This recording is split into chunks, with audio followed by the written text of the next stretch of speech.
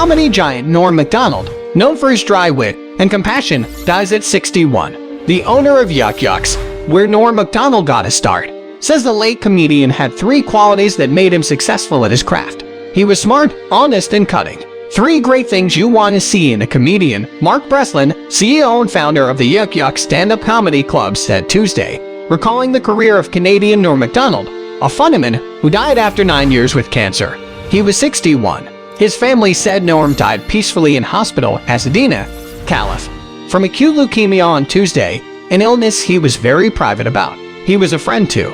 "We were pals. I lost a pal today," Breslin said of Macdonald's passing.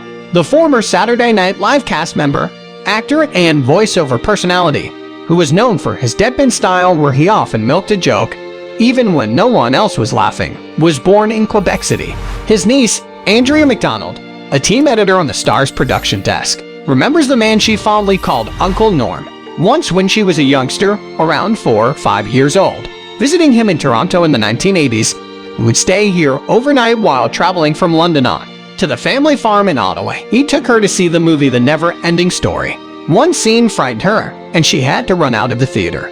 "He was there consoling me, but also kinda laughed with me," she says, choking up recalling the moment. "He liked to tease me in a friendly way." She remembers him as the fun uncle.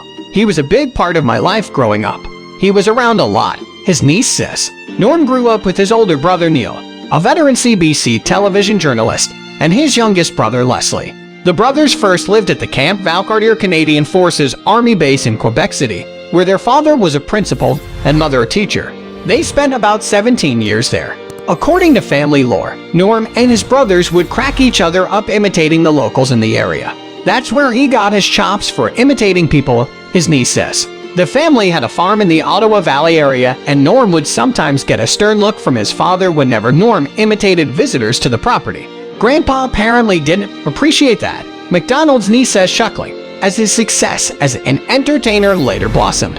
The family basked in the joy with the comedian. Macdonald arranged for his niece to be in the front row of the studio for the season premiere of Saturday Night Live in 1995. "He was such a big part of everyone's life. Everyone was very proud of him," his niece says. "He was a very private but emotional person. He always did his best to take care of all of us," she went on to say. Macdonald got his big break after working the open mic comedy scene in Ottawa and Toronto, then later heading to Los Angeles and taking off in the US. His highlight as one of the cast members on SNL in the mid to late 90s, including a period on the show where he hosted the popular Weekend Update segment, a satiric take on the weekly news. He was known for killer impressions, including a gum-chomping Burt Reynolds and former Republican presidential nominee and U.S. Senator Bob Dole. Comics both in the U.S. and Canada mourn Macdonald's passing on social media and elsewhere. Well-known Canadian actor and comedian Seth Rogen said, "I was a huge fan of Norm Macdonald, and I essentially ripped off his delivery when I first started acting. I would stay up specifically to watch him on talk shows. He was the funniest guest of all time. We lost a comedy giant today. One of the all-time greats. Rip." Breslin recalls the days when Macdonald first started out doing off-the-wall bits at Yuk Yuk's in Ottawa and Toronto as a shy amateur in the mid to late 80s. "Most comedians suck when they first start out and stink for a while before they get good. Norm shows up for amateur night in Ottawa, and he's absolutely fantastic in 5 minutes.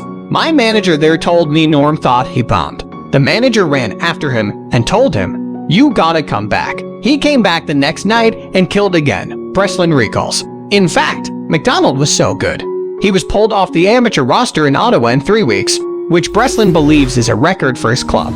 "When he came to Toronto as a headliner, I expected someone great, and I got it," Breslin says. Macdonald spent about 2 or 3 years honing his routine in Toronto's Yuk Yuk's on Richmond St. Breslin says. Deborah Knight, Macdonald's publicist in Toronto at this time, recalls his dry wit.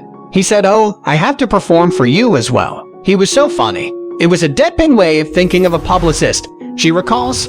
He had observational humor that cracked you up because he said it so genuinely. He had quick, off-the-cuff remarks that made you feel at ease even when he was poking fun at you, Knight said, recalling a client who was a lot of fun to work with. He was humble and a riot to be around. He always had a quip to crack you up, Knight recalls. Breslin remembers spending time with Macdonald in Aspen, Colo, around the time of the September 11 attacks. Macdonald was appeared at a comedy festival in the city. He did as brilliant a set as I've ever seen. His entire 45 minutes was on one theme: fear. Fear of politics, fears concerning his body and his mortality. Breslin says, recalling the edgy bit, during his stint on Weekend Update, Macdonald dropped lines that were very cutting and close to the line. After O.J. Simpson's acquittal, Macdonald famously said, "Well, it's official.